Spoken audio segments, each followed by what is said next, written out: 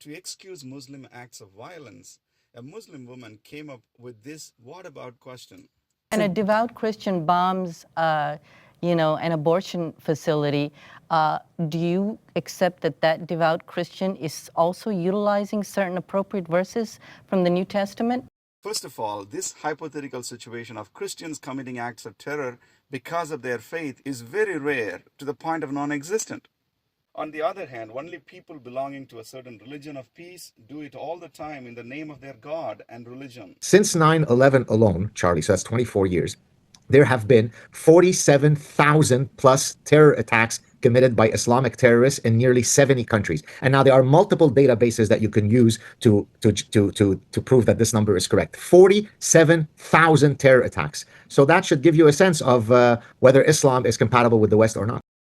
In response, the Christian woman stated the obvious. Jesus said, turn the other cheek. Jesus teaches that if you live by the sword, you die by the sword. Jesus literally was crucified, and he said, I could have called on 12 legions of angels. That's somebody who's devout, who's extremist in the Christian community. They're not in line with the text is my point. But when someone, the very last chapter of the Quran. Muslims, then it's because it's the last chapter of the Quran. Christians do it's not in line.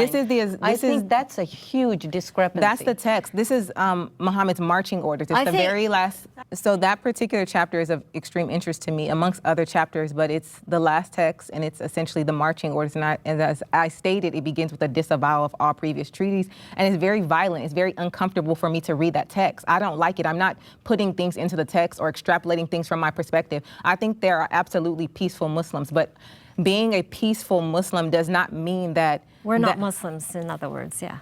No, I think that there are people that can be peaceful, but when you look at the text, this is what it's essentially employing. If Christians commit acts of violence against someone, they do it against the teachings of the Bible. But when Muslims commit acts of violence against non-Muslims, they do it because of the teachings of their holy book. The problem with Islam lies on two things: the man and the book. Islam's leading figure Muhammad was a warlord who came into the world with sword. Their holy book supports his actions and set it as an example for others to follow. The difference with Christianity is its leading figure Jesus Christ and our holy book, the Bible. Jesus came in with the message of love. Love your enemies and pray for those who persecute you. He laid down his life for us all, including his enemies, and that's the fact no one can deny.